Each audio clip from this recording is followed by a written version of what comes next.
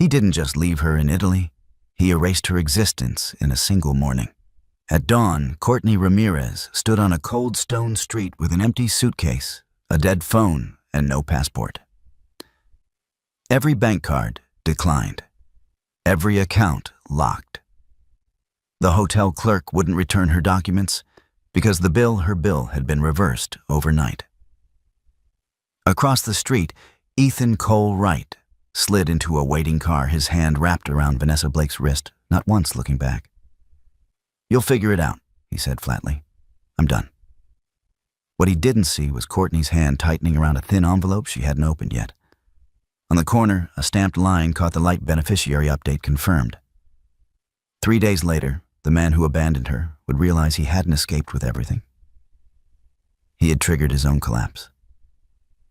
Before we dive into the story, tell us where you're watching from and your local time in the comments, and if stories of quiet strength and earned justice speak to you, subscribe to the channel. You won't want to miss what comes next. Courtney Ramirez believed the trip to Italy was a beginning, or at least a pause long enough to breathe.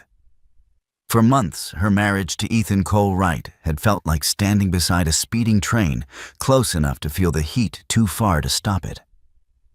Ethan's company was scaling fast.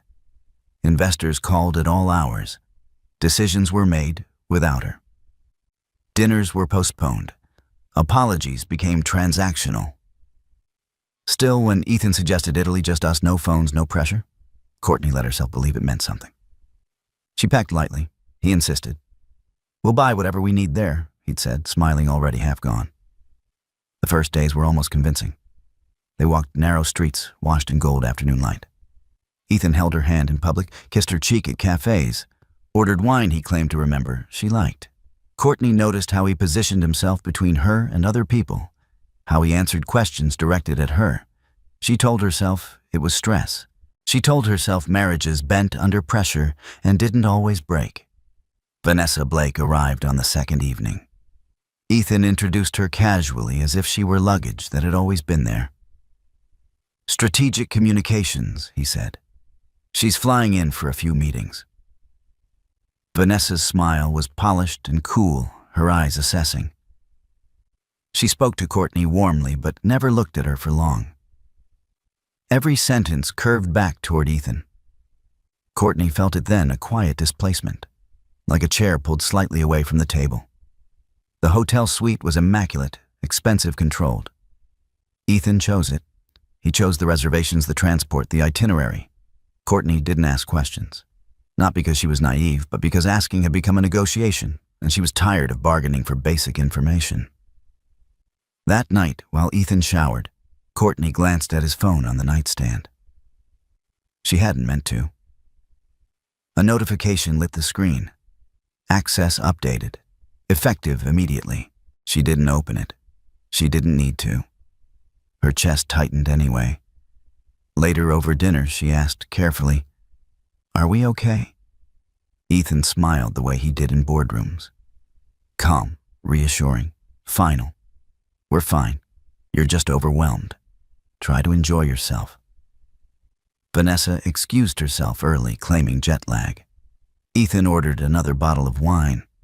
He talked about the future in broad strokes: expansion, exits, freedom. Courtney listened for herself in the sentences and didn't hear her name. The next day, Ethan suggested a change of plans. "There's some paperwork I need to wrap up," he said over breakfast. "Boring stuff, insurance, tax forms tied to the trip. Just signatures." Courtney frowned. "Here it's easier abroad. Fewer delays." He slid a thin folder across the table. Nothing complicated. She scanned the pages. Dense language. Clauses stacked like bricks. Ethan leaned back unbothered. Vanessa hovered nearby, scrolling on her tablet. "Can I read this later?" Courtney asked. Ethan's smile thinned. "We're on a schedule." Courtney hesitated. She hated that feeling, the subtle pressure that made her doubt her instincts. She signed where he pointed. Once, twice, 3 times. Minutes later, her phone buzzed. "Your access has been changed." She looked up. Ethan was already standing, slipping on his jacket. "I need to step out," he said. "Meetings." "Ethan," she said. What did I just sign? He kissed her forehead. You worry too much. That was the last moment he touched her as a husband. The morning he left, Courtney woke to silence. His side of the bed was cold, the closet half empty. Her phone had no signal. When she went downstairs, the hotel manager, Marco, met her with a practiced, uncomfortable smile. There seems to be an issue with your reservation, he said. Payment was reversed overnight. That's impossible, Courtney replied. My husband your cards? Marco asked gently. They declined, every one. At the desk, Elena watched with concern as Courtney tried again, then again. The system rejected her. When Courtney asked for her passport, Marco hesitated. Until the balance is resolved, he said, I can't release it. Courtney stepped outside to call Ethan. He answered on the third ring. His voice was flat. I can't talk, he said. You left, Courtney said. She kept her voice steady. My accounts are locked. The hotel has my passport. That's not my problem anymore, Ethan replied. You'll figure it out. She heard Vanessa in the background laughing softly. I'm done, Ethan said, and hung up. Courtney stood there long after the call ended. She didn't scream. She didn't chase the car when it pulled away. She watched the taillights disappear, and something in her settled. Survival, not shock. Inside, Elena offered her a charger. Marco brought water. Officer Alessandro Moretti arrived later to take a report abandonment, suspected fraud improper, withholding of documents. He was professional, careful. He didn't promise miracles. Document everything he said, every call, every signature, every timestamp. That evening, alone in the room, she wasn't sure she could keep. Courtney opened her bag and found the thin envelope she'd ignored for days. It had arrived before the trip, buried under travel confirmations. She opened it slowly. Beneficiary update confirmed. Her name, clear, undeniable. Courtney sat on the edge of the bed and read it twice. Then a third time. Ethan hadn't known. He'd moved too fast. He'd assumed control meant ownership. She closed the envelope and placed it carefully back in her bag. Outside, church bells rang the hour. Courtney exhaled, not in relief, but in resolve. She was stranded, yes. But she was not powerless. The night before everything collapsed had been designed to look perfect. Candlelight flickered against stone walls. The restaurant overlooked a narrow canal water moving slow and dark beneath the bridge. Ethan had chosen the place himself, quiet, exclusive, expensive, in a way meant to signal intention. Courtney noticed how he scanned the room when they arrived, measuring who might recognize him, who might matter later. Vanessa arrived 10 minutes after them. I hope I'm not interrupting, she said smoothly, already pulling out a chair.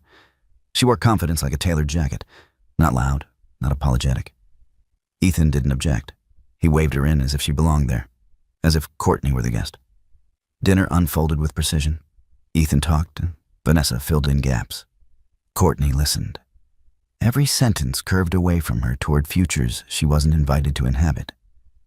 When she asked a question, Ethan answered vaguely. When she pressed, he smiled and deflected.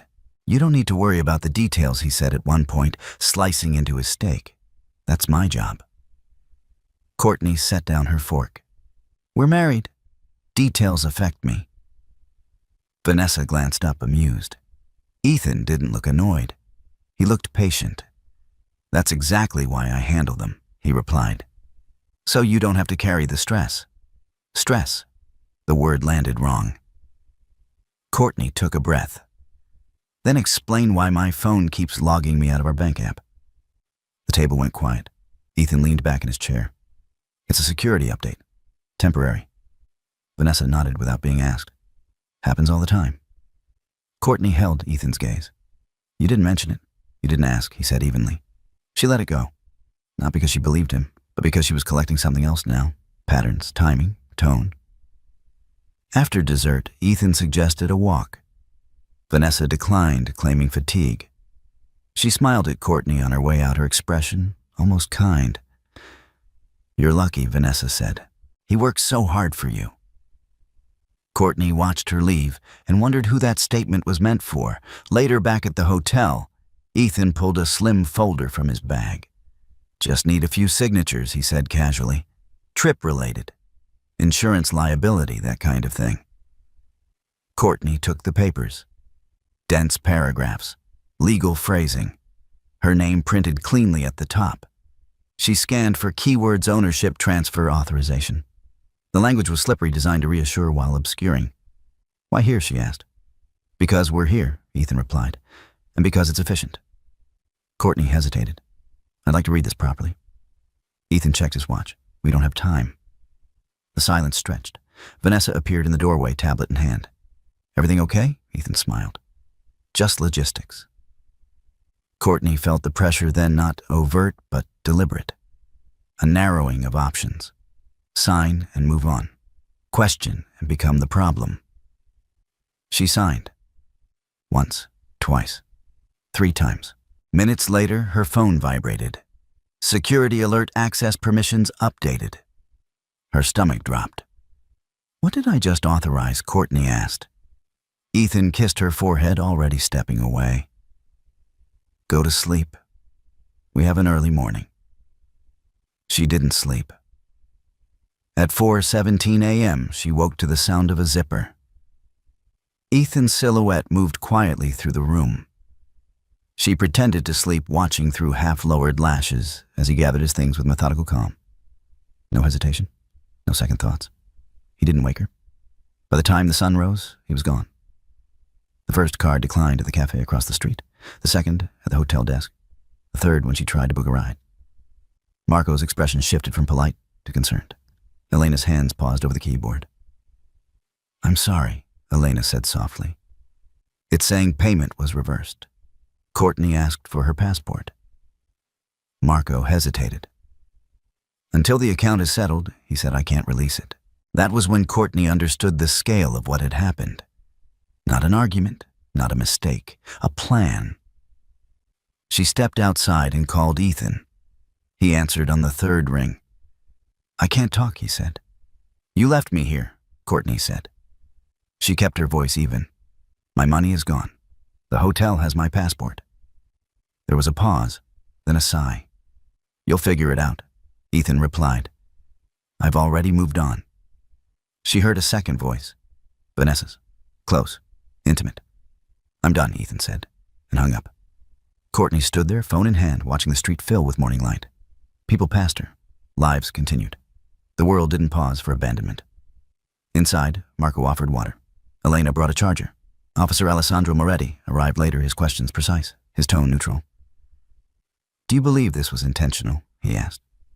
Yes, Courtney said. And documented. He nodded. Then we start there.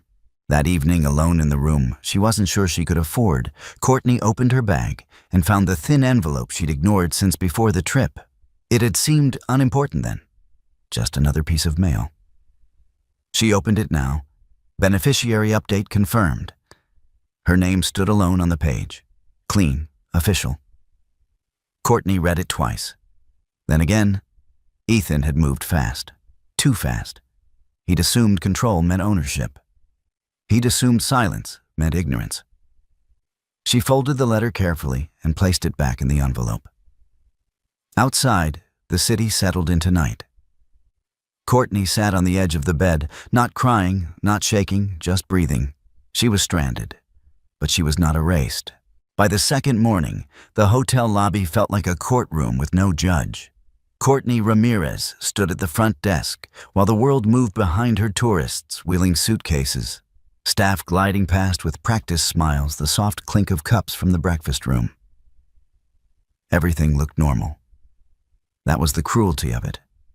Her life was detonating in silence, and nobody else could hear the blast. Elena Russo kept her voice low. The system shows the reservation was canceled at 4:52 a.m. Payment authorization reversed at 4:55. Then the security deposit was voided. Courtney stared at the screen as if the numbers might rearrange themselves into mercy. They didn't. Reversed by who she asked. Elena glanced up. By the cardholder. Courtney's throat tightened, but her face stayed still. Ethan. It had to be Ethan. He had the access. He had the habit of turning every shared thing into his. Marco DeLuca appeared from the back office, his expression controlled and uncomfortable. He held Courtney's passport in his hand, not offering it, not hiding it. Just holding it like leverage. "I'm truly sorry," he said. "But until this is resolved, I cannot release the passport. It is policy. If I break policy, I lose my job." Courtney looked at the passport. Then at Marco. She heard the apology, but she also heard what sat beneath it. "You're trapped here until someone decides you're allowed to leave." She nodded once. "I understand." Elena blinked, surprised by how calm Courtney sounded. Courtney didn't raise her voice. She didn't plead. She had learned slowly and painfully that begging only teaches the wrong people how much power they have. "Can you print the transaction record?" she asked. Marco hesitated. "It's internal. It concerns my documents," Courtney said even. "I need proof for the consulate and the police. I'm not asking for favors. I'm asking for a report." Marco held her gaze for a moment, then nodded. Elena printed.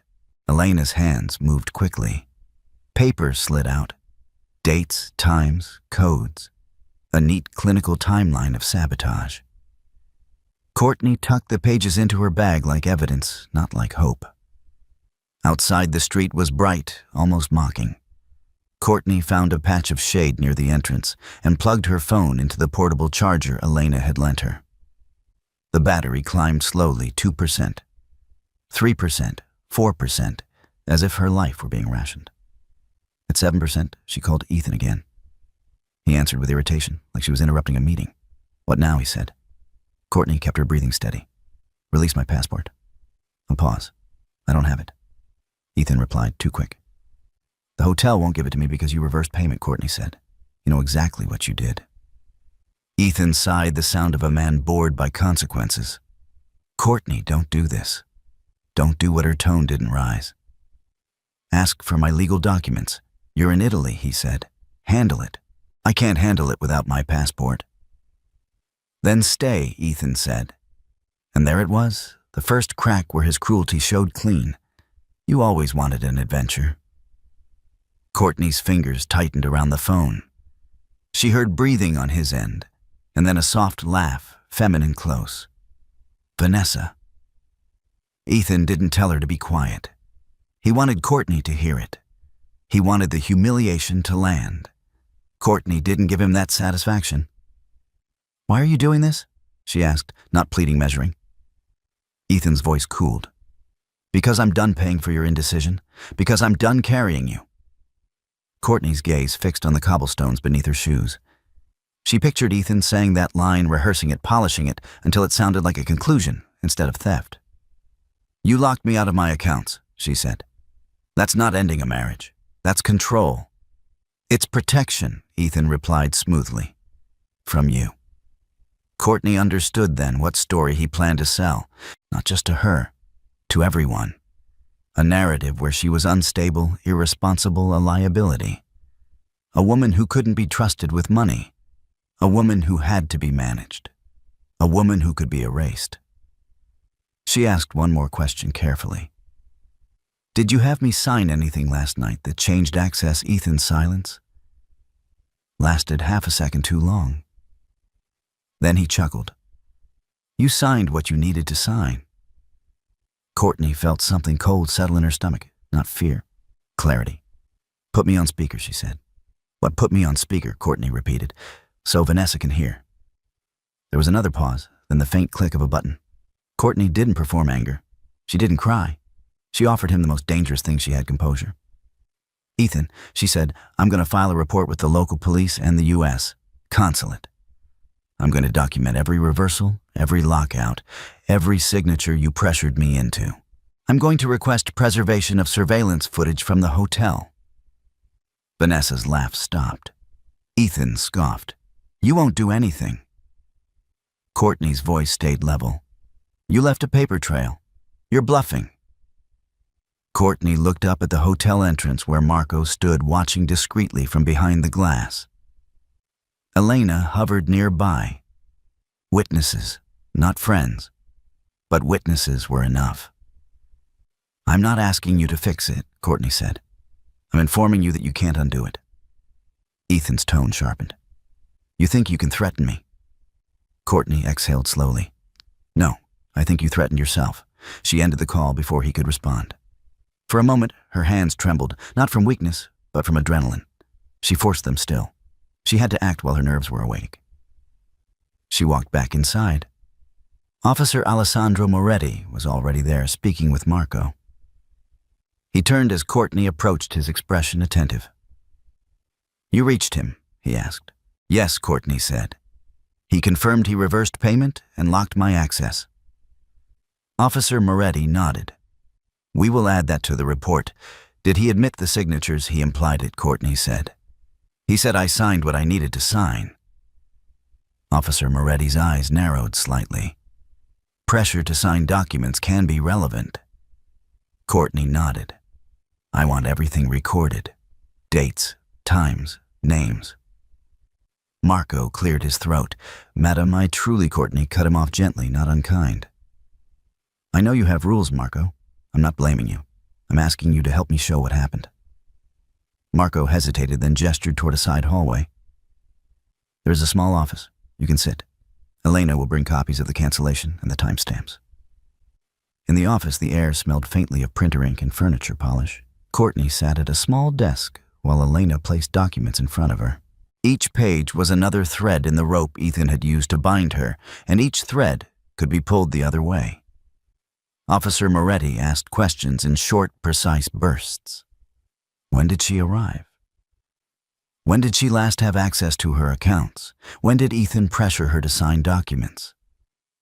When did she realize he was gone? Courtney answered without embellishment.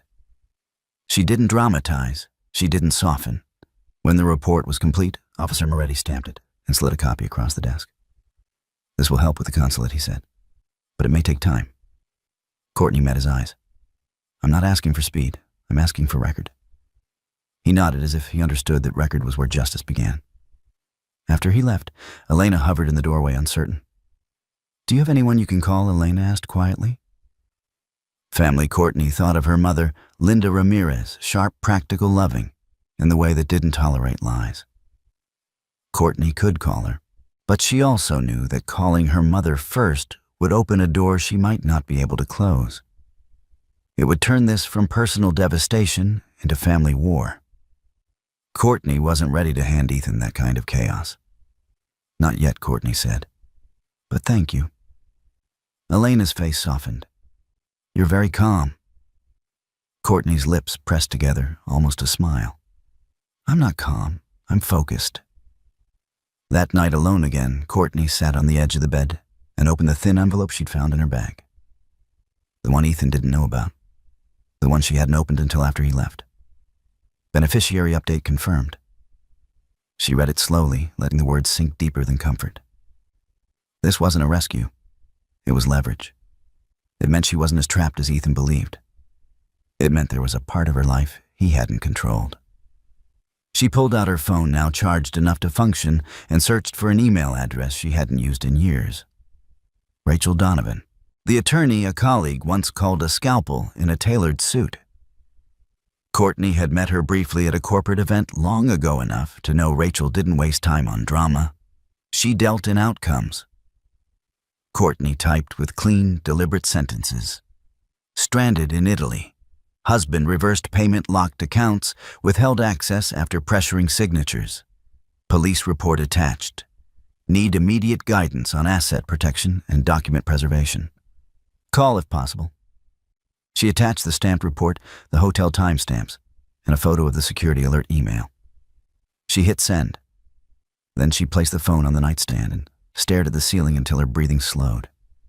Outside, Italy glowed with beauty that didn't belong to her moment. Somewhere across an ocean, Ethan Cole Wright was probably already rewriting the story, painting himself as the victim preparing to steal what was left. Courtney didn't chase his version. She built her own. Because the thing Ethan never understood, never respected, was that Courtney's silence was not surrender. It was strategy. Morning came without comfort, but with clarity. Courtney Ramirez woke before her alarm, the room washed in pale light. For a moment, she forgot where she was. Then the weight returned. The locked accounts, the withheld passport, the deliberate silence on the other side of the ocean. She sat up, planted her feet on the floor, and reached for her phone. No missed calls, no messages. Good. She showered quickly, dressed in the same clothes from the day before, and braided her hair with precise fingers. Control lived in small actions now. She gathered the documents from the desk police report hotel transaction logs, screenshots of account alerts, and placed them in a neat stack inside her bag. Evidence didn't need to be dramatic. It needed to be intact. Downstairs, Marco nodded when he saw her. Elena offered coffee without asking. Courtney accepted it black. "I'll need access to the business center," Courtney said, "and copies of any footage from the lobby and hallway from yesterday morning." Marco inhaled slowly. "That may require approval." "I understand," Courtney replied. "Please tell them it's for an active police report and a consular request." Marco didn't argue. He made the call. In the business center, Courtney logged into her email and began organizing a timeline. She created folders, Italy account signatures. She named files by date and time. She annotated screenshots with short factual notes. No emotion, no speculation, just sequence. At 9:12 a.m., a new email arrived. "Rachel Donovan, I'm available for a call in 10 minutes. Secure line. Answer when ready." Courtney closed her eyes once, then she exhaled and answered. Rachel's voice was steady, unhurried. "Courtney Ramirez." "Yes, I read what you sent," Rachel said. "You did the right thing by documenting first." Courtney didn't respond. She listened. "Here's what we're going to do," Rachel continued. "We treat this as two tracks, survival and leverage. Survival means access to documents, funds for basic needs, and consular support. Leverage means freezing what he thinks he's already stolen." Courtney swallowed. "Can you do that from the U.S.? "I can initiate it," Rachel said. "If there's evidence of coercion or misrepresentation tied to signatures, and if marital assets were moved unilaterally, we can request an emergency hold. It won't resolve everything, but it can stop the bleeding." Courtney nodded, even though Rachel couldn't see her. "He'll deny coercion." "Of course he will," Rachel replied. "That's why we don't argue feelings. We argue process, timing, access, pattern." Courtney glanced at the document spread before her. "I have timestamps, witnesses, a police report." "Good," Rachel said. "We'll need one more thing." "What proof you were financially dependent at the time of abandonment," Rachel said. "Not emotionally, functionally."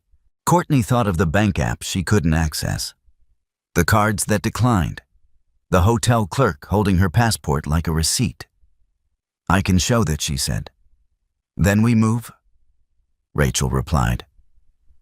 "I'll draft notices to the banks and to his company's legal department. Preservation of records, no deletions, no transfers."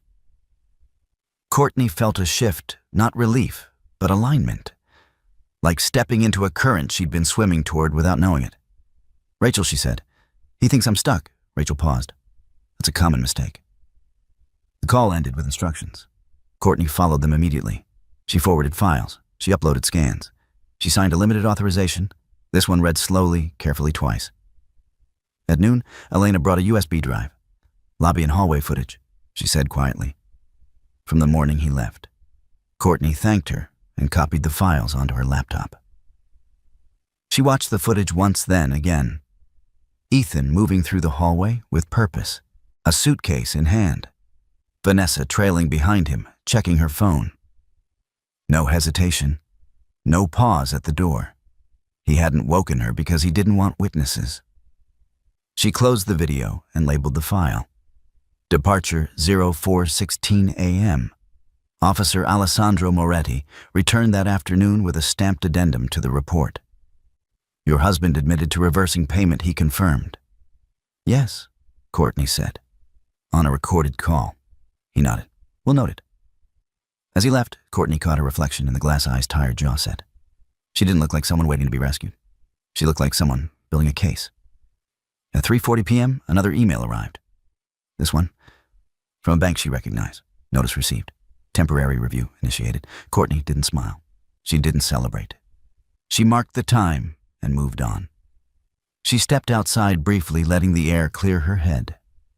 Italy hummed around her, beautiful, indifferent. She thought of Ethan in his office back home, already spinning his version of events. Already telling people she'd chosen to stay. Already planning to finalize whatever transfer he thought was complete. He was counting on her isolation. He hadn't counted on her discipline. Back in her rooms, Courtney opened the thin envelope again. The one that had waited quietly at the bottom of her bag. Beneficiary update confirmed. She read the details this time.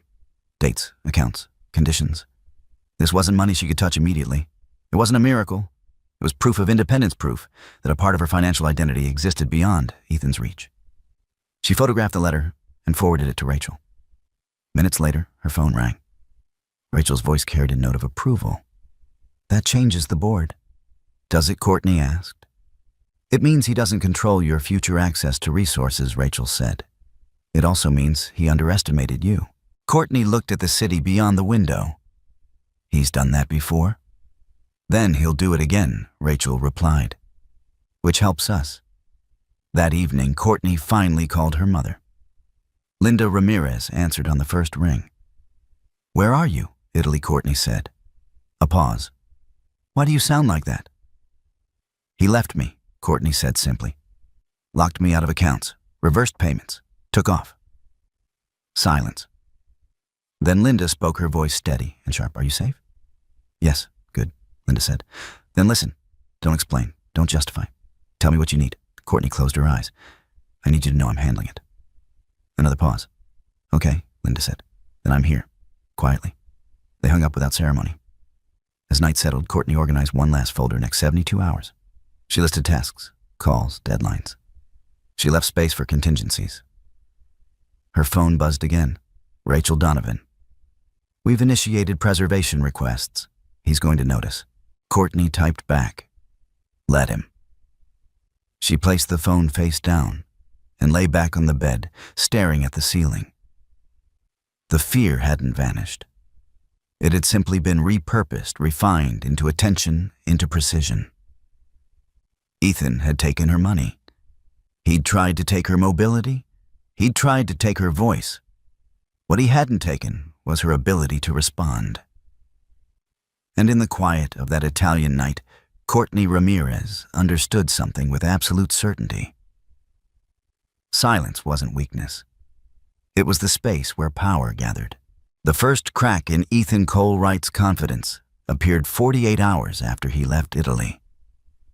Courtney didn't see it. She felt it. It arrived as a subtle shift, an email routed through 3 layers of formality, a notification that didn't belong to her, but mentioned her name anyway. Preservation request acknowledged. Review pending, language that sounded neutral but carried weight. Ethan had noticed. Courtney sat in the small hotel room with the curtains half drawn, her laptop open, documents aligned like instruments on a surgical tray. She had slept 3 hours. It was enough. Fatigue sharpened her focus instead of dulling it. She replayed the last year of her marriage, not with regret, but with inventory. Ethan had always framed control as efficiency. He handled finances because he was better with numbers. He handled travel because he liked planning. He handled contracts because legal details were boring. Each choice seemed reasonable on its own. Together, they formed a cage, so elegant Courtney hadn't seen the bars until the door slammed shut. Now she saw them clearly. Her phone vibrated. An unknown number. She didn't answer immediately. She checked the time. 8:06 a.m. Eastern. Business hours. She let it ring once more, then picked up. Courtney, Ethan said. His voice was different. Not cold, not bored, measured. You didn't think I'd notice, he continued when she didn't respond. Courtney didn't rush to fill the silence. She waited. You've been making calls, Ethan said. Creating problems? I've been documenting facts, Courtney replied. A breath on the other end, controlled irritation. You're overreacting. She almost smiled. That line used to work. You reversed payment, locked me out of accounts, and left the country, Courtney said. That's not an overreaction. That's a record. Ethan exhaled slowly. I did what I had to do. For whom, Courtney asked. For myself, Ethan said. and for the company. Courtney leaned back in her chair.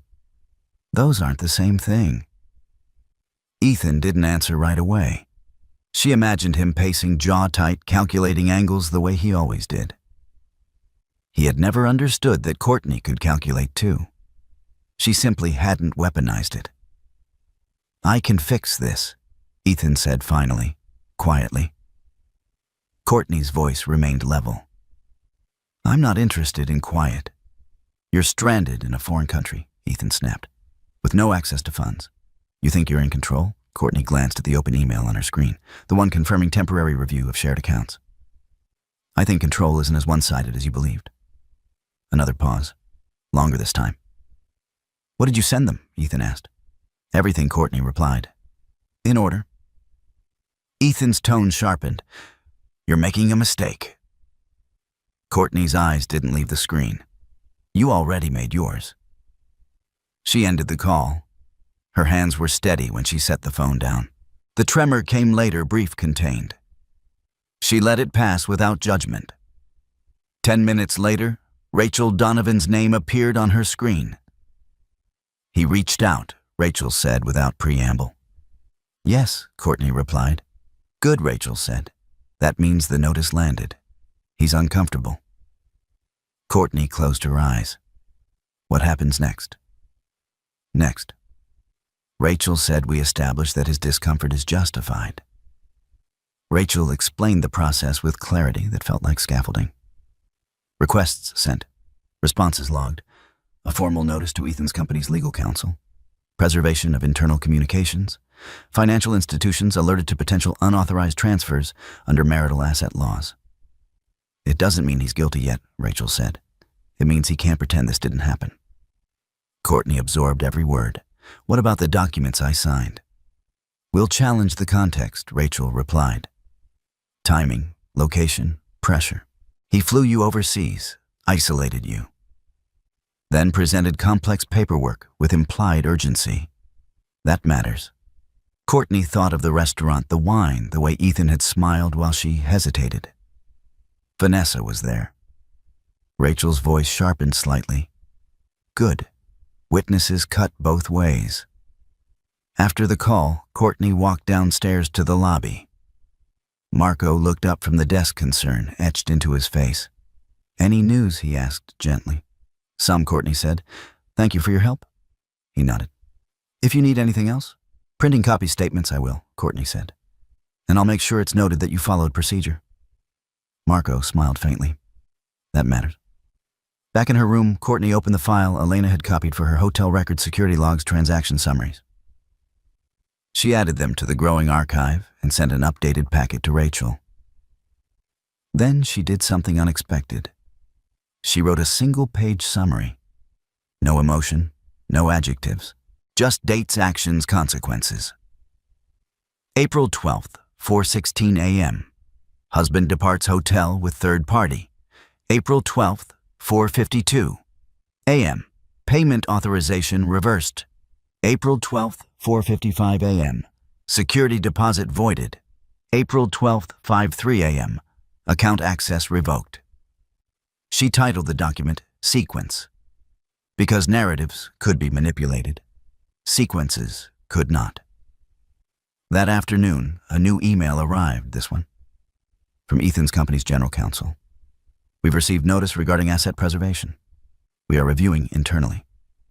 Courtney forwarded it to Rachel without comment. Minutes later, Rachel replied, That's confirmation. He can't move anything significant without scrutiny now. Courtney leaned back and stared at the ceiling.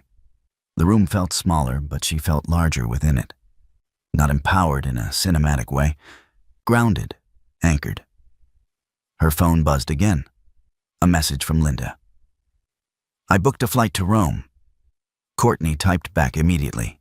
No, stay home. A pause. Then I raised you. Don't tell me to sit down. Courtney smiled for the first time in days. I'm not asking you to sit down, she replied. I'm asking you to wait. I need this clean. Several seconds passed. Okay, Linda wrote. But I'm on standby. That night, Courtney stepped onto the balcony. The city breathed beneath her distant laughter, footsteps on stone, a violin, somewhere she couldn't see. Life unbothered by her crisis. She thought of Ethan again, not with longing, not with rage, with assessment. He believed abandonment was power. He believed silence belonged to the one who walked away. He was wrong. Silence belonged to the one who stayed long enough to document everything. Courtney returned inside and opened her laptop once more. A new folder waited on the desktop, empty but promising. She named it Return. Because this was no longer about survival. It was about reclamation. KT Thuk, PHN6, Tai PTC UCUVTD 1000 to 1200, T Theo Qui DNH, PHN7. On the third day, Courtney Ramirez stopped thinking like a stranded spouse and started moving like an operator. Not because the fear was gone. It wasn't. It sat under her ribs like a held breath. But fear, she realized, was only dangerous when it made people rush. Courtney didn't rush. She built steps. Rachel Donovan sent a short list that morning, clean, actionable, unforgiving. Secure travel documents through the consulate. Request written statements from hotel staff. Preserve and duplicate every digital file.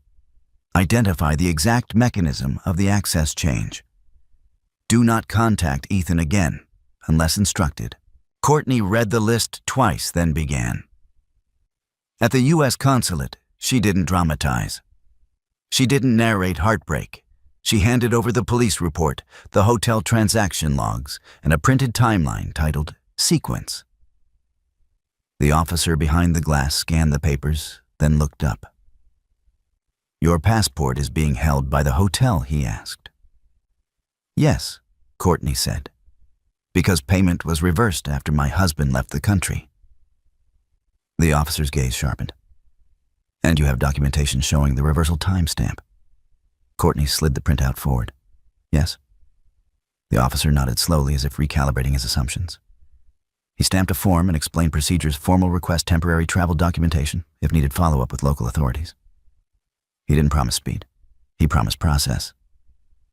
Courtney thanked him and left with two things: a case number and a written acknowledgement that she had reported the situation through official channels.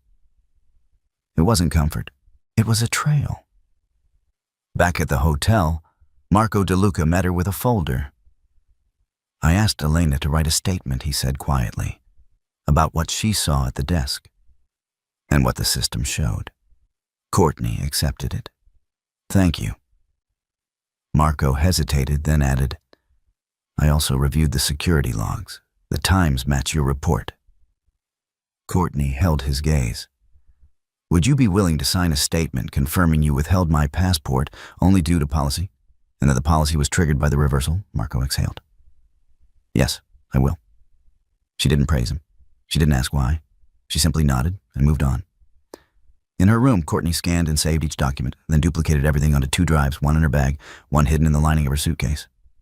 Redundancy was not paranoia. It was insurance. Then she turned to the one item still bothering her, the documents she had signed.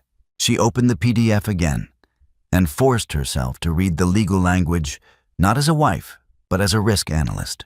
The terms were intentionally vague: authorization to confirm travel-related expenditures, permission to coordinate reimbursement, consent to adjust payment methods as necessary.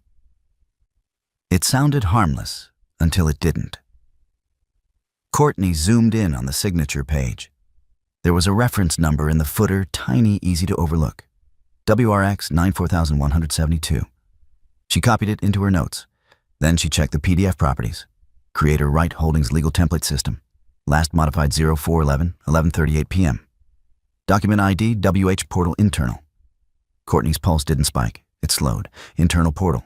Not a travel form. Not a hotel form. Not an insurance form. A company form. Ethan hadn't simply used her signature to manage a trip. He'd pulled her into something that belonged to his business, something he could later claim she approved. She forwarded the PDF metadata screenshots to Rachel with a single line: "This is company generated. Internal portal reference present." Rachel responded within minutes. "Excellent. That's a hook for discovery." Find the portal path if you can. Do not attempt anything that looks like hacking. Only use information already accessible to you. Courtney understood the boundary. She wasn't going to break laws to expose someone else's. She didn't need to. Ethan always left doors unlocked. He just assumed nobody else would check. She searched her email for old messages from Ethan's company.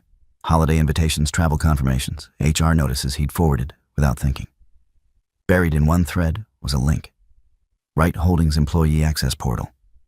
Courtney stared at it for a long moment. She wasn't an employee, but she had once been included on a spouse emergency contact form for corporate travel. Ethan had insisted years ago that it was just standard. She'd forgotten about it. He hadn't. She clicked the link. A login page appeared. She didn't enter anything. She wasn't going to guess passwords. That wasn't her game. But she saw the structure of the URL, and it matched the metadata labeled WH Portal. She copied the URL, took a screenshot, and saved it. The portal existed. The document was generated from within it. That alone mattered. Then Courtney did the next smartest thing she could do. She stopped working alone. She needed a witness inside Ethan's system who could touch the truth without crossing lines. Someone who could confirm what the reference code belonged to legally cleanly with credibility. Rachel had mentioned one name on their first call, Thomas Reed, the CFO. Courtney hadn't contacted him yet because timing mattered. And because she wanted her first message to be impossible to ignore. She drafted the email the way she drafted everything else, short, factual, controlled. Thomas, you don't know me well, but you know my name. I'm in Italy. Ethan reversed hotel payment at 0452 and locked me out of accounts within minutes. Police report attached. This is not a marital dispute. It is a documented pattern of access manipulation. I have a company-generated PDF with portal reference WRX 94172 and metadata indicating internal origin. If you have any involvement in approvals tied to that reference, your name may be attached whether you consent it or not. I'm not asking you to choose sides. I'm advising you to protect yourself. She attached the police report, the sequence timeline, and a screenshot of the PDF properties. Then she didn't send it immediately. She read it once more, checking for emotion. There was none, only consequence. She hit send. Courtney's hands remained steady afterward, but her breathing changed shallower, sharper. She walked to the bathroom, splashed cold water on her face, and looked at herself in the mirror. She didn't look triumphant.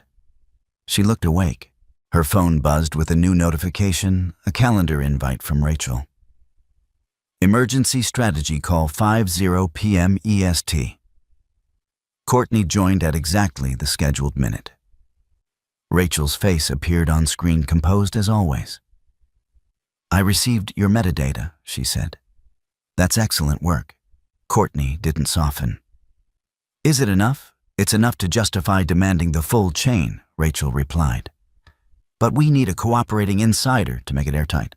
I emailed Thomas Reed, Courtney said.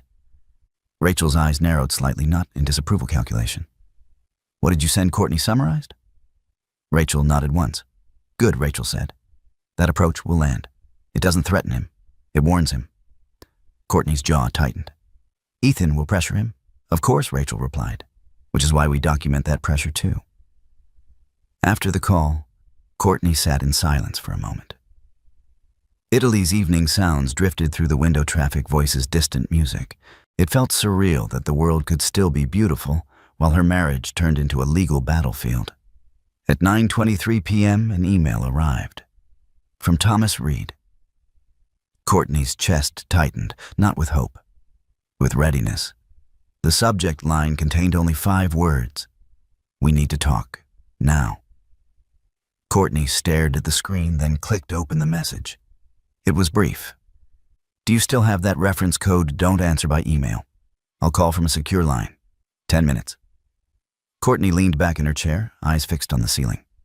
Ethan had built his empire on speed and control. He'd assumed Courtney would stay confused, stay quiet, stay stranded. But 3 days in, she had done the opposite. She had turned his abandonment into a file, his cruelty into timestamps. And now the man who held the company's numbers, Ethan's own financial gatekeeper, was reaching out. Courtney didn't smile. She simply opened her notes, pulled up the reference code, and waited for the call. Because she knew what came next. When the inside starts speaking, the collapse stops being a possibility. It becomes a schedule. Thomas Reed's call came exactly 10 minutes later. No greeting, no pleasantries. "Before you say anything," he said, his voice low and controlled, "I need to establish one thing."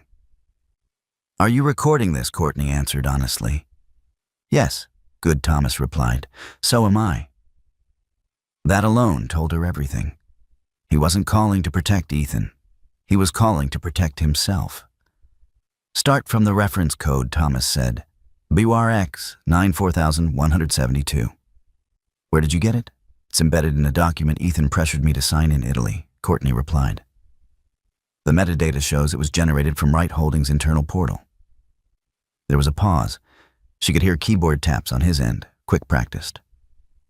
"That code belongs to a restricted workflow," Thomas said finally. "Executive level, not travel, not reimbursement." Courtney didn't interrupt. It authorized temporary asset rerouting under the pretext of operational continuity. Thomas continued. "It's meant for emergency scenarios. Illness, incapacitation, hostile takeovers, not vacations." Courtney felt the weight of that land, but her voice stayed level. "And whose approval does it require to?" Thomas said. "CEO initiation and CFO acknowledgement." Courtney closed her eyes briefly. "Did you acknowledge it?" "No," Thomas said immediately. "And that's the problem." Silence stretched between them, heavy but clean. "Ethan bypassed the second acknowledgement," Courtney said, not asking. "Yes," Thomas replied, "which means the system logged an anomaly." Courtney pictured Ethan late at night, confident rushing, assuming speed would outrun scrutiny. "What did he reroute?" Thomas exhaled. "Joint liquid assets, not all of them. Enough to create pressure, enough to make you feel stranded." Courtney let that sentence sit. Ethan hadn't just left her, he'd engineered desperation. "If this comes out," Thomas said, "he'll say you consented." "I didn't," Courtney replied, "and the timing proves it." "Yes," Thomas agreed. "It does." Another pause. This one different. Decision weighted. "I won't lie for him," Thomas said, "but I need to be careful." "I understand," Courtney replied. "I'm not asking you to testify today." "What are you asking?" Thomas asked. Courtney chose her words precisely. "I'm asking you to preserve everything tied to that workflow. Logs, access trails, internal messages. And to confirm off record for now whether he's done this before." Thomas didn't answer immediately. When he did, his voice was quieter. "Not like this. But there have been adjustments. Close calls. I warned him." Courtney opened her eyes. "Did he listen?" "No," Thomas said. "He never does." They ended the call without ceremony. No promises, no alliances declared. Just mutual awareness of risk. Courtney documented the call immediately, time duration summary. She sent a short update to Rachel. Thomas confirmed reference code belongs to executive emergency asset rerouting, requires CFO acknowledgement. He did not approve. Logs show anomaly. Rachel responded within minutes. "That's significant. Do not contact him again unless I advise." We moved carefully. Courtney obeyed. Across the Atlantic, Ethan Cole Wright was unraveling. He didn't feel it as panic, not yet. He felt it as friction. Delays where there shouldn't be delays. Emails that used to get instant replies now sat unanswered. The calendar notification appeared without explanation. Compliance review, tentative. Vanessa noticed first. "Why did legal ask for access logs?" She asked, scrolling through her tablet. Ethan didn't look up. Routine. Why now? Because companies grow. Ethan snapped. "Stop hovering." Vanessa watched him carefully. She had aligned herself with Ethan because he projected inevitability, control, momentum. Men like that didn't lose, they exited. But now, there was a crack. Ethan's phone buzzed again. An investor. Then another. Then a message from General Counsel requesting a call as soon as possible. "Did you talk to Thomas?" Vanessa asked. Ethan hesitated just long enough to betray himself. Why would I? Vanessa leaned back. Because he's not picking up. Ethan stood abruptly. I need air. He stepped into the hallway and called Thomas directly. Voicemail. Again. Nothing. Ethan's jaw tightened. He told himself Courtney was bluffing. She always hesitated. She always waited for permission. He hadn't accounted for what isolation would do to her. Back in Italy, Courtney sat in the hotel lounge with her laptop closed. She wasn't working now. She was waiting. Waiting was part of the plan. At 2:17 p.m. local time, Rachel called. Media just reached out, she said. Courtney's posture changed instantly. Already yes, Rachel replied. A reporter named Megan Foster. Financial misconduct beat. She received an anonymous tip. Courtney didn't need to ask who sent it. What do? We don't run, Rachel said. But we don't lead with emotion.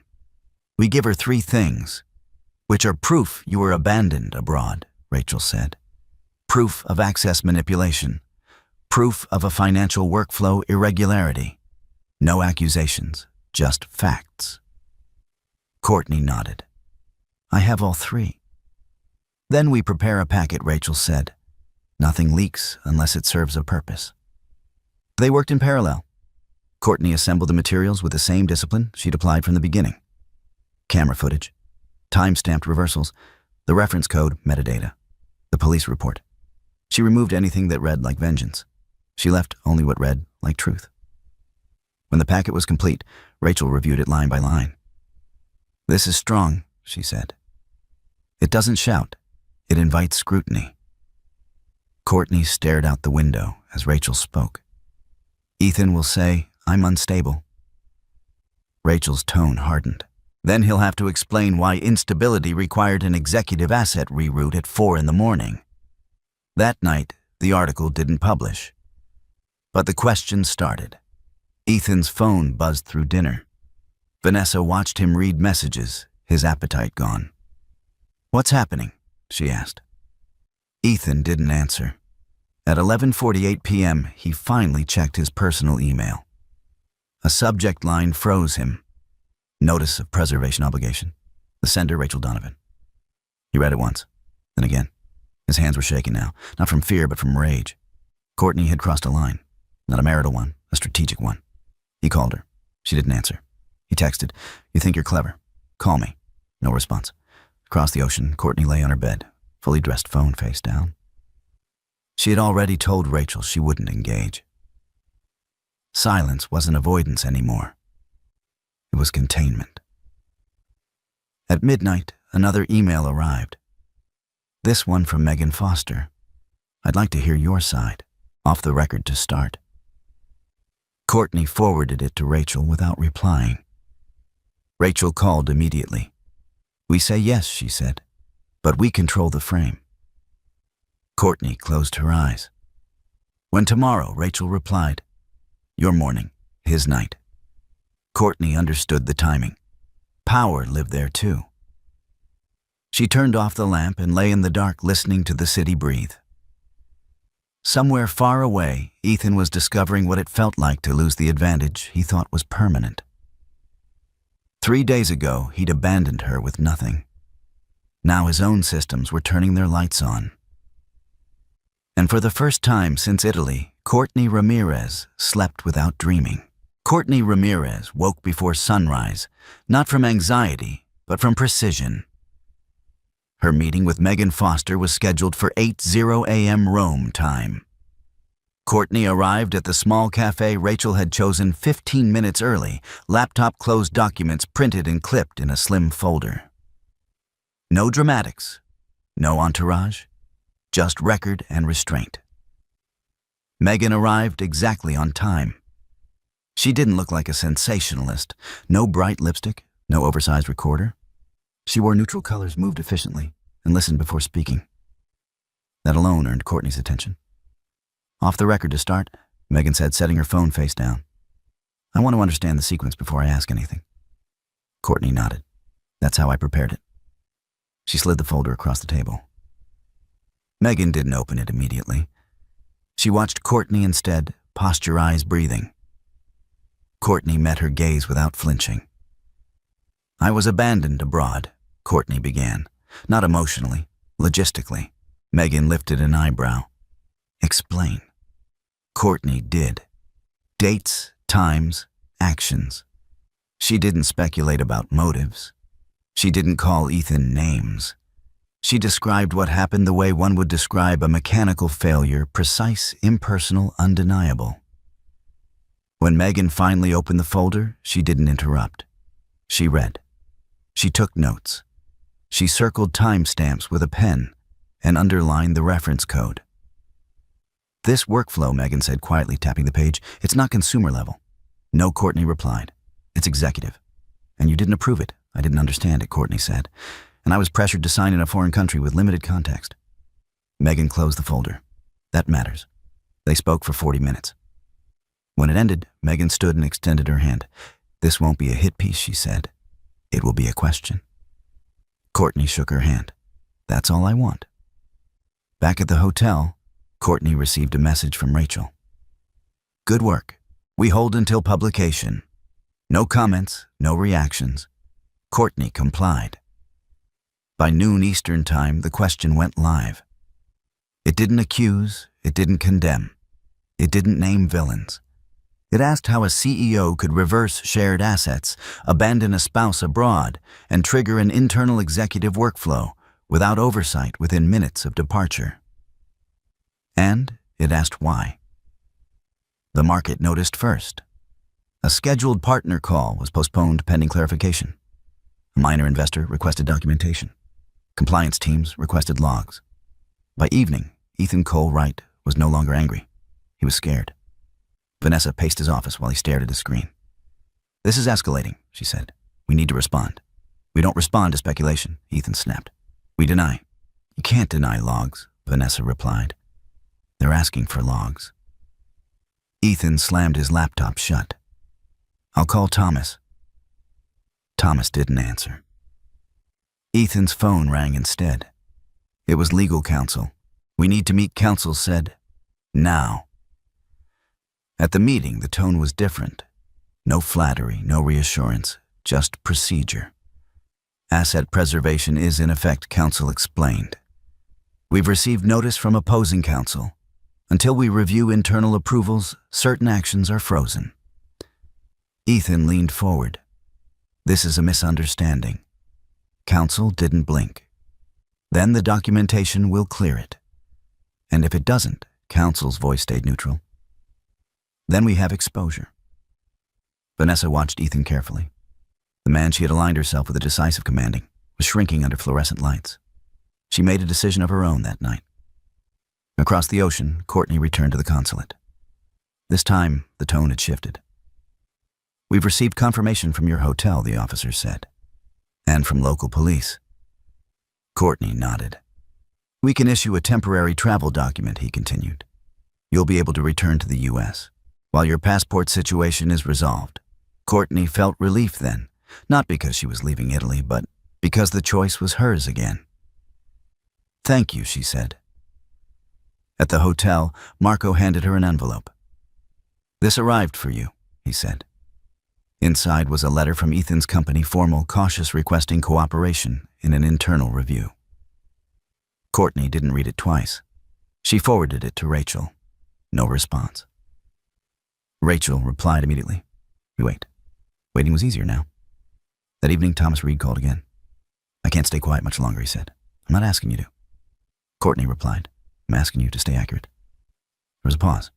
He pressured me, Thomas said, after you emailed. Courtney didn't react. Did you document it? Yes, Thomas said, and I saved the logs. Then do what protects you, Courtney said. I'll do the same. The call ended. By the next morning, Ethan's name appeared in a second article. This one quoted sources. It didn't need Courtney's voice anymore. At noon, Rachel called with the update Courtney had been waiting for. They're moving to suspend him pending investigation, she said. Courtney closed her eyes. Not victory, not revenge. Completion. I'm flying back tomorrow, Courtney said. Good, Rachel replied. We'll be ready. Courtney packed slowly. She folded the clothes she'd worn through the worst days and placed the thin envelope, the beneficiary confirmation, on top. Italy had been where Ethan tried to erase her. America would be where she finished the record. She checked out of the hotel with receipts, copies, and signatures. Marco shook her hand. Elena hugged her briefly. "You were very strong," Elena said. Courtney shook her head gently. "I was very prepared." At the airport, she sat alone at the gate, boarding pass in hand, phone silent. For the first time in days, she wasn't reacting. She was returning. Courtney Ramirez landed in the United States on a gray morning that felt deliberately neutral, as if the world were withholding judgment. She moved through the airport without spectacled temporary travel document in hand, phone powered off until she reached the curb. The air smelled familiar. Exhaust and rain and coffee. Home, but not safe yet. Rachel Donovan was waiting in a black sedan posture, straight eyes alert. "Welcome back," Rachel said. No hug, no soft landing, just momentum. They drove in silence for several blocks. Courtney watched the city pass the geometry of buildings she'd once shared with Ethan, the places he'd claimed as proof of success. None of it pulled at her now. Rachel broke the silence. "The board convened last night." Courtney turned. "Without him with him present," Rachel replied. "But not in control." "What did they decide?" "Temporary suspension of executive authority pending investigation," Rachel said. "He's furious. Vanessa's vanished." Courtney absorbed that. Vanished? How resigned. Cleared her calendar. Deleted company access within an hour of the second article. Courtney nodded. Vanessa had always known when to leave. At Rachel's office, the room felt sterile in a way Courtney welcomed. White walls, clean lines, no personal photographs, just work. Rachel laid out the plan with the same precision she'd shown from the beginning. "Today is about containment," she said, "not confrontation. We don't engage emotionally. We let the process speak." Courtney sat hands folded. "What does he do next?" "He tries to control the narrative," Rachel replied. "He'll ask for a private meeting. He'll offer a settlement. He'll frame it as mercy." Courtney's jaw set, "And we don't take it. We listen," Rachel said. "Then we document." As if on cue, Courtney's phone buzzed. "Ethan." She looked at Rachel. Rachel nodded once. Courtney answered. "Courtney," Ethan said, his voice urgent but practiced. "You're back." "Yes," Courtney replied. "Good," he said. "We need to talk. In person." "We can schedule through counsel," Courtney said evenly. Ethan exhaled sharply. "I don't want lawyers in the room." "That won't be possible," Courtney replied. A pause. She could hear him recalibrating. "You're blowing this out of proportion," Ethan said. "We can fix it quietly." Courtney leaned back in her chair. "You said that when you left me without a passport." "That's not fair," Ethan snapped. "You know how the system works." "I do," Courtney said. "Now." Another silence, this one heavier. "Meet me," Ethan said finally. "Just us. I'll explain everything." Courtney glanced at Rachel, who shook her head almost imperceptibly. "Any meeting goes through counsel," Courtney repeated. "Goodbye, Ethan." She ended the call. Her hands were steady. Rachel smiled faintly. Good. The rest of the morning unfolded in controlled bursts. Emails from compliance, requests from internal auditors. Rachel responded to each with surgical brevity, copying Courtney only when necessary. At noon, the board issued a statement. It didn't name guilt. It acknowledged inquiry. Markets don't like uncertainty, but they respect procedure. Ethan's stock dipped, then stabilized, waiting. By mid-afternoon, Thomas Reed arrived at Rachel's office through a side entrance. He looked tired, older. "I'm not here to make friends," he said as he sat. "I'm here to survive," Rachel nodded. "That's wise." Thomas placed a folder on the table. Logs, approvals, messages, including the call where Ethan pressured me after Courtney emailed. Courtney didn't reach for it. She waited. "I won't testify unless compelled," Thomas continued. "But I will attest to the process, and I will not lie." Rachel opened the folder and scanned the top page. "That may be enough." Thomas looked at Courtney for the first time. "I'm sorry." Courtney met his gaze. Accuracy matters more than apologies. Thomas nodded, accepting the boundary. That evening, Rachel walked Courtney through the next phase. "Tomorrow we file for formal asset freeze pending resolution," Rachel said. "We also request a hearing regarding coercion and misrepresentation." Courtney inhaled slowly. "And Ethan, he escalates." Rachel replied.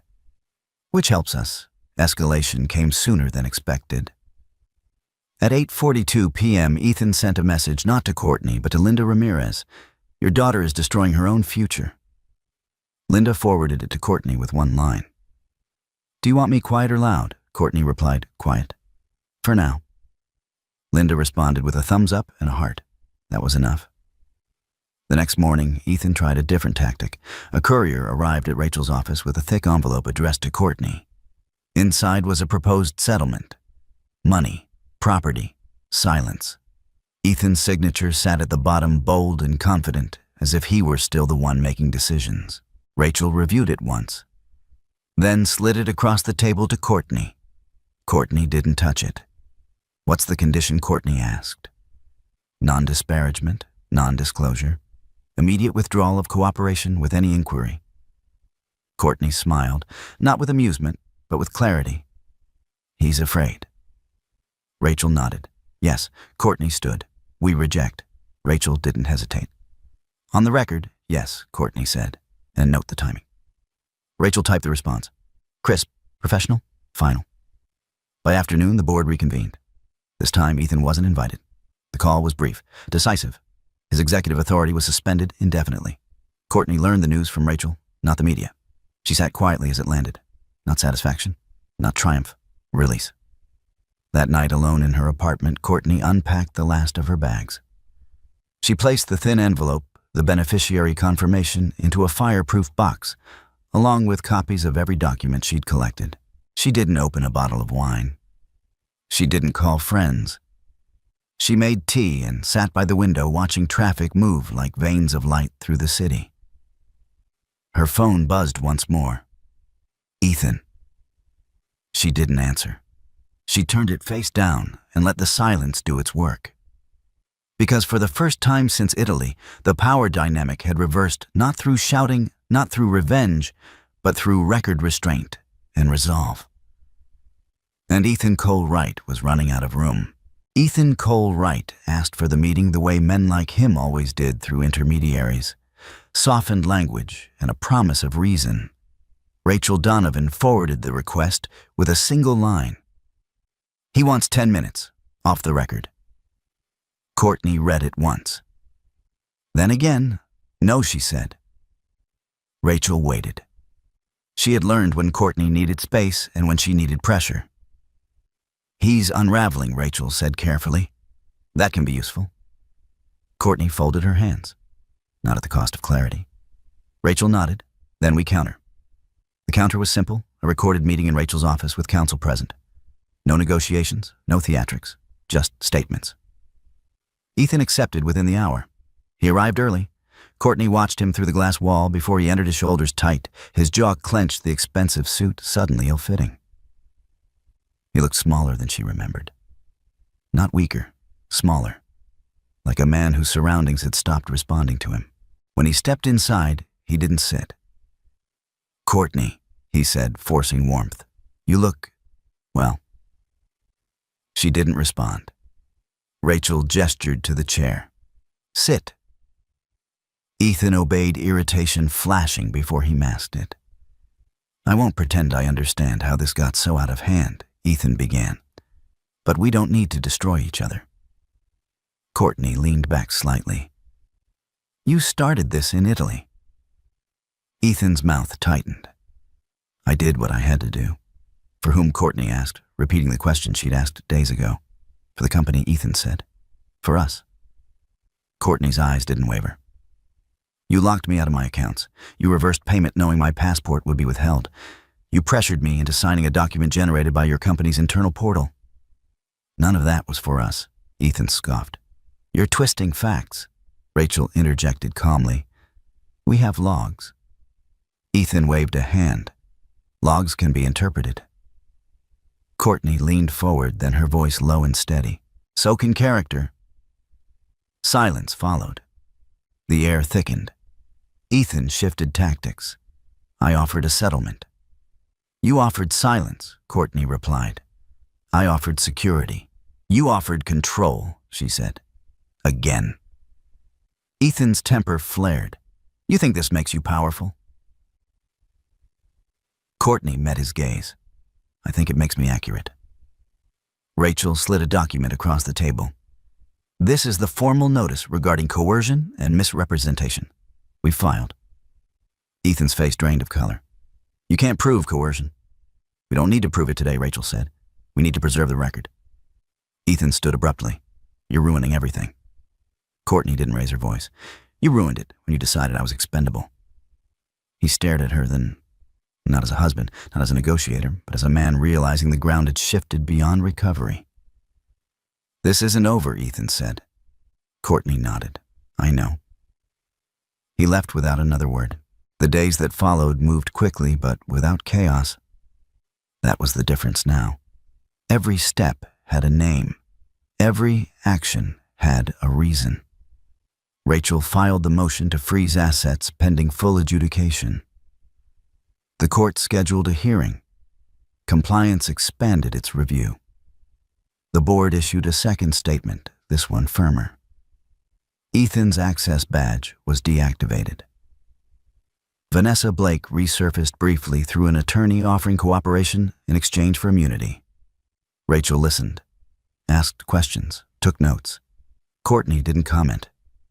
She had learned that letting others talk often revealed more than confrontation ever could.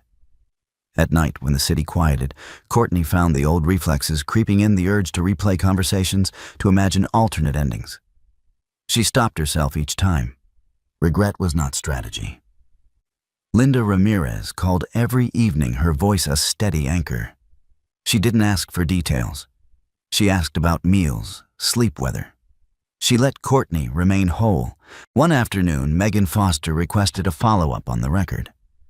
Rachel reviewed the questions. They're fair, she said. No ambush. Courtney agreed.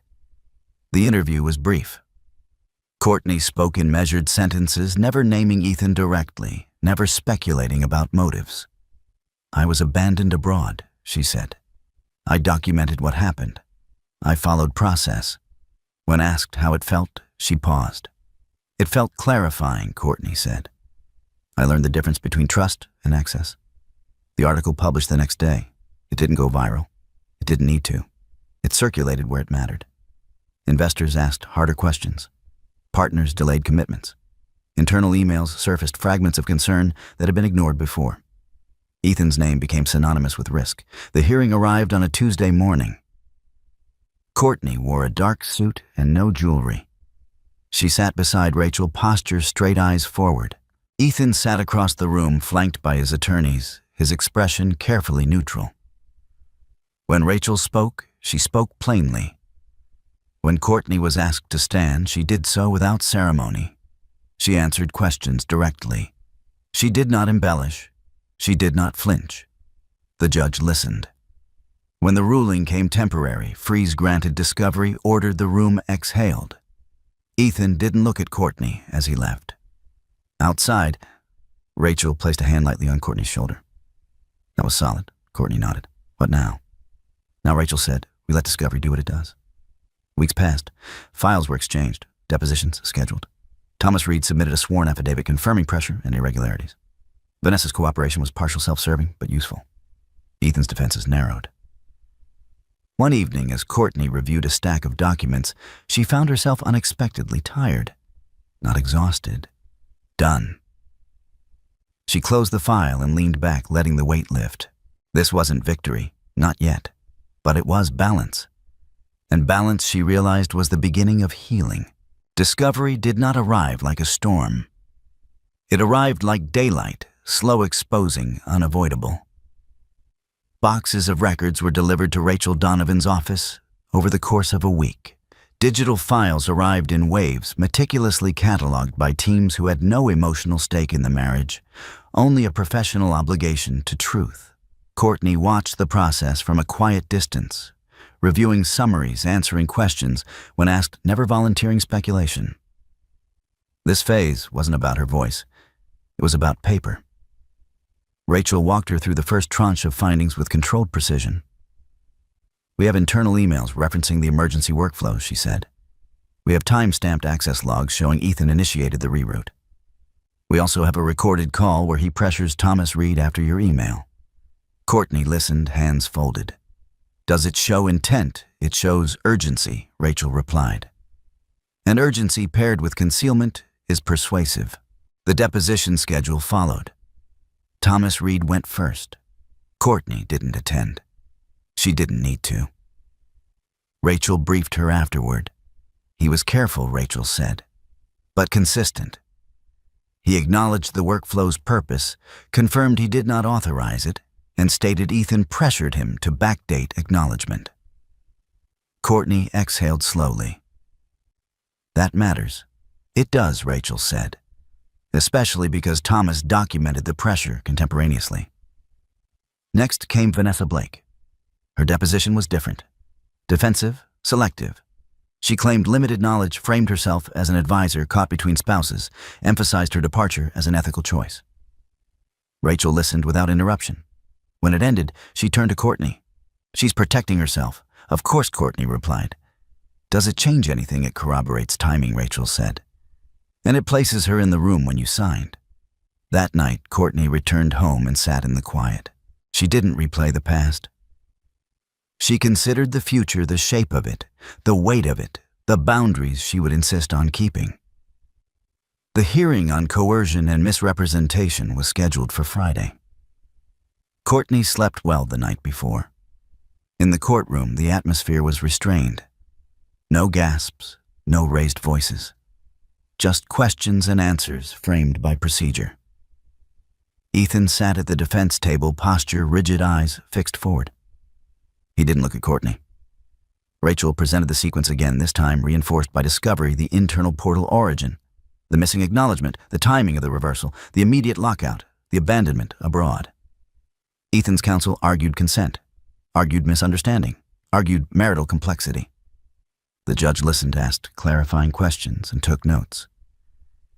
When Courtney was called, she stood without hesitation.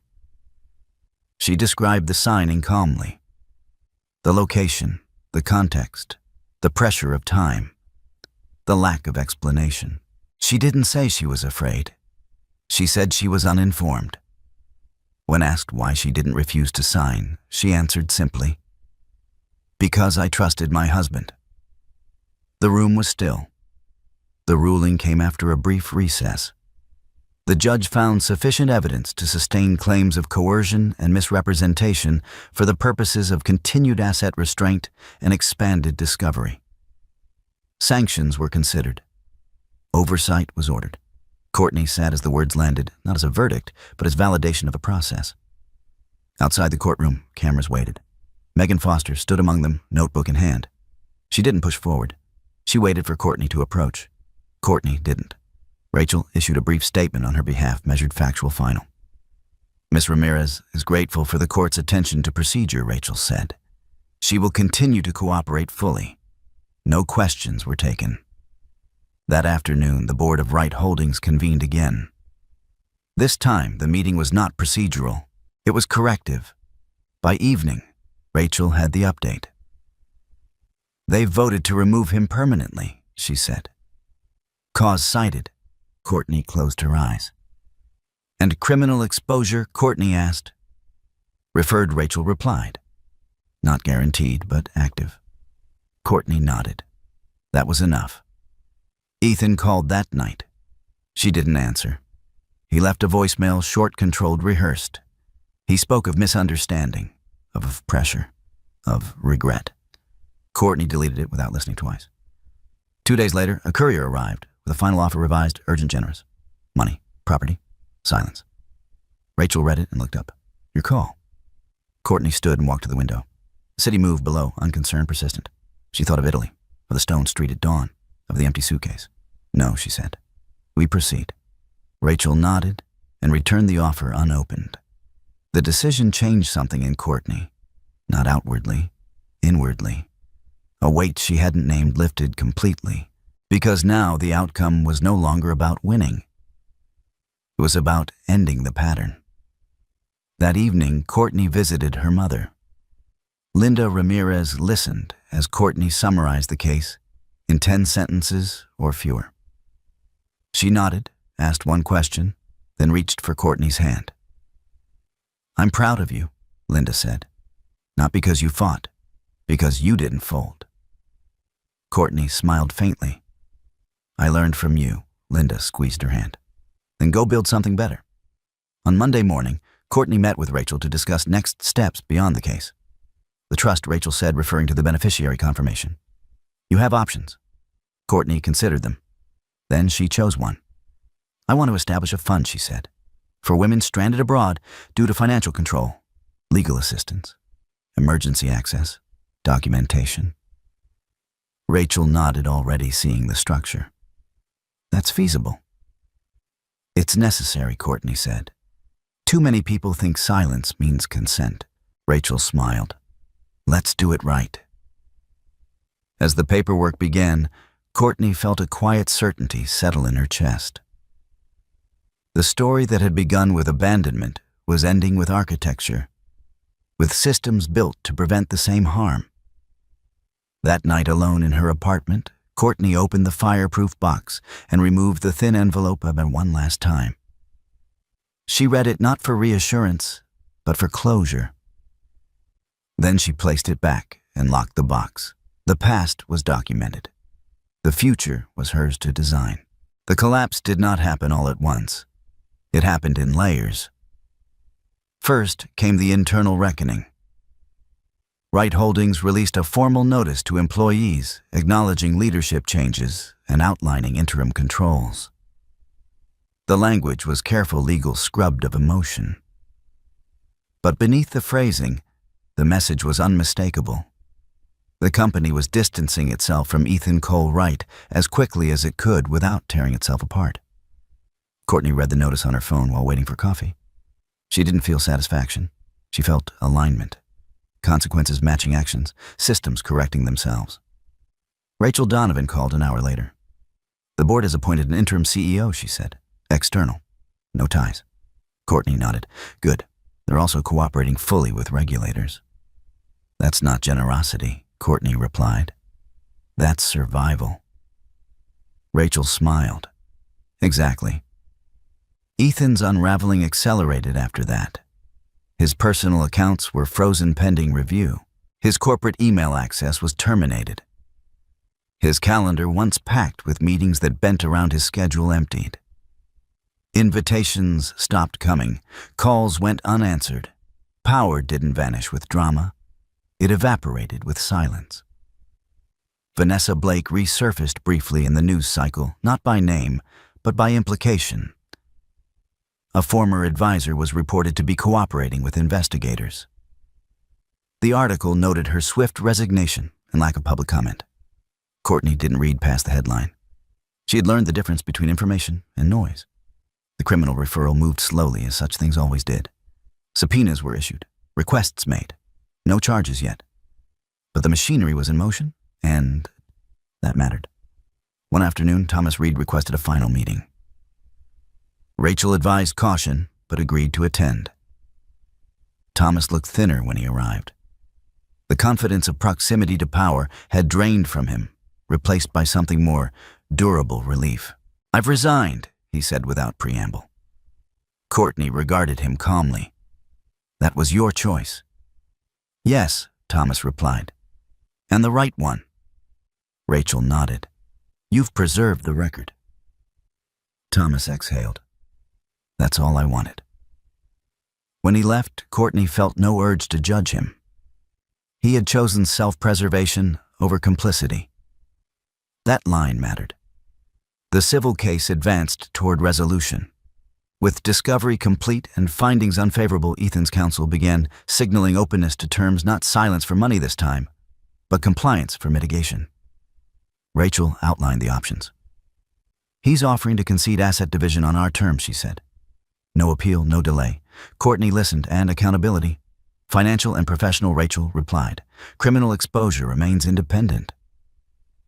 Courtney considered it. This wasn't forgiveness. It was closure with guardrails. Except, she said, with conditions. Rachel raised an eyebrow. Such as no non-disparagement clause. Courtney replied, "Truth stands." Rachel smiled. Agreed. The settlement was finalized within weeks. Assets were divided according to law, not leverage. Courtney received what was hers without spectacle. Ethan signed without ceremony. He did not look at her when he did. On the day the settlement closed, Courtney visited the office space Rachel had helped her secure, small, functional, deliberately unremarkable. Boxes lined the walls. A whiteboard leaned against a desk. This would be the operational base for the fund. Courtney wrote 3 words on the board in clean block letters: Access. Record, exit. The fund launched quietly. No gala, no press release. Just a website, a phone number, and partnerships with consulates, legal clinics, and travel insurers. Emergency micro-grants. Rapid documentation assistance. Legal referrals. Within days, messages arrived. A woman in Lisbon locked out of her accounts after a surprise separation. A graduate student stranded in Tokyo after her sponsor withdrew support. A mother in Mexico City whose partner canceled return tickets mid-argument. Courtney read every intake summary herself during the first week. Not with anger, with purpose. One evening, as she reviewed a case file, her phone rang. An unfamiliar number. She answered.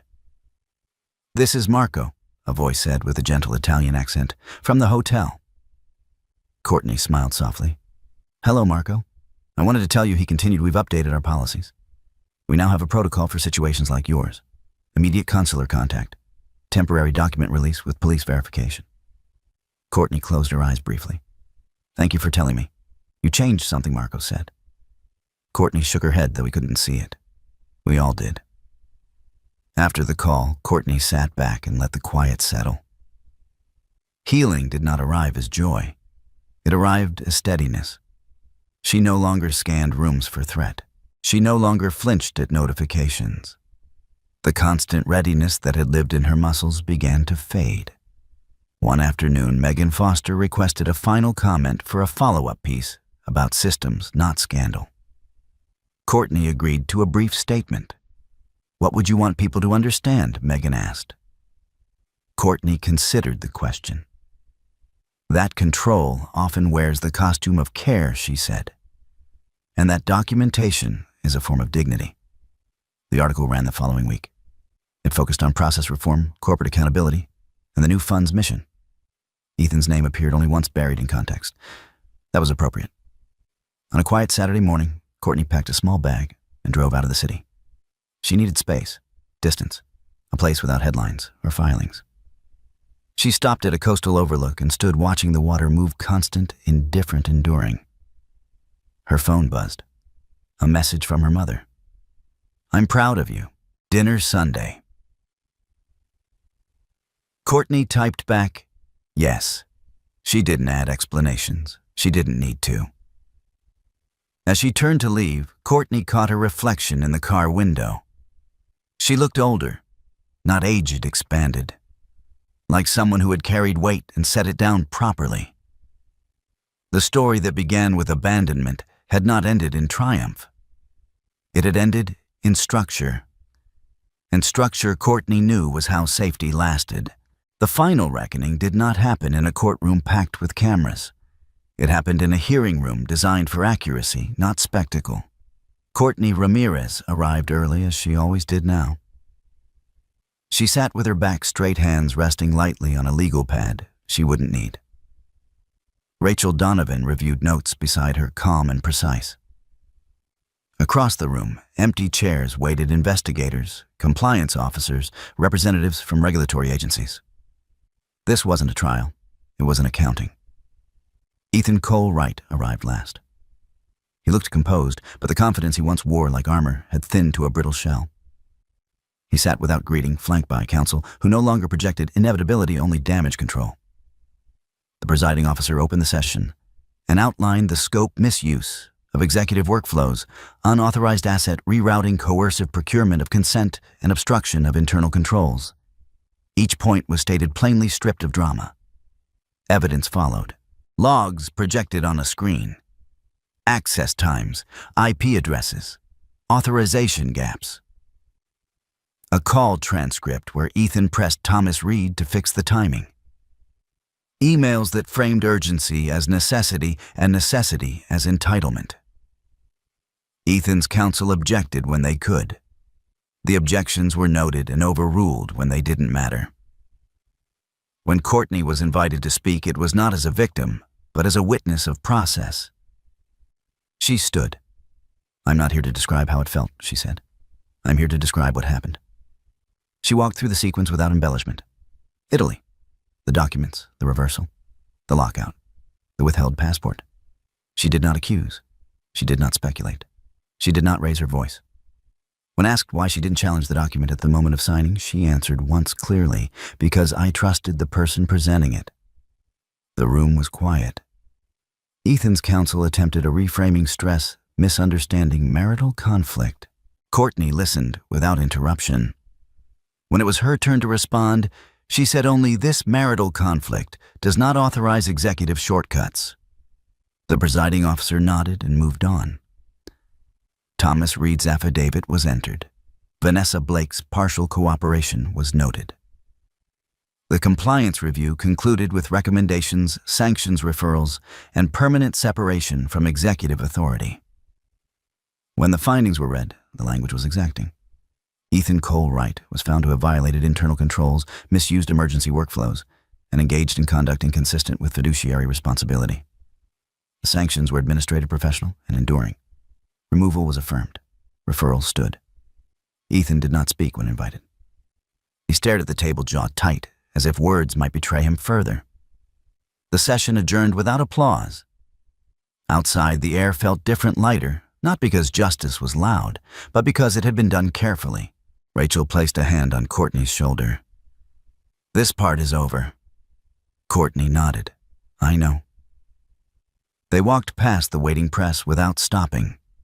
Statements would be released through counsel. Questions could wait. The record was complete. That evening, Ethan made one last attempt. A message arrived from an unfamiliar number. No greeting, no apology. "You didn't have to destroy me." Courtney stared at the screen for a moment, then handed the phone to Rachel. "No response," Rachel said. "We preserve it." Courtney agreed. Silence was no longer personal. It was protocol. Days later, the arrest came not with spectacle, but with procedure. Charges related to financial misconduct and obstruction were filed. Ethan was taken into custody, quietly photographed, once released on conditions that would define his future in narrower terms. Courtney learned of it through a court alert, not a headline. She felt nothing sharp, only confirmation. The fund expanded its partnerships the same week. 2 consulates signed memoranda of understanding. A legal clinic agreed to prioritize cases involving financial control abroad. A travel insurer updated its disclosures. Small changes, structural ones. On a Friday afternoon, Courtney met with Rachel to close the last file. "This is the end of the matter," Rachel said, sliding the final document across the desk. "No appeals? No pending motions?" Courtney signed and handed the pen back. "Thank you."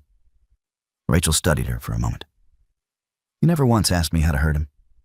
Courtney met her gaze. "Because that wasn't the point." Rachel smiled, genuine and rare. "You'll do well with what comes next." What came next was quieter. Courtney returned to the office and gathered the team, small, committed, careful. They reviewed cases, adjusted protocols, refined response times. They celebrated nothing loudly. They measured success by exits completed safely, by documents recovered by nights spent at home instead of airports.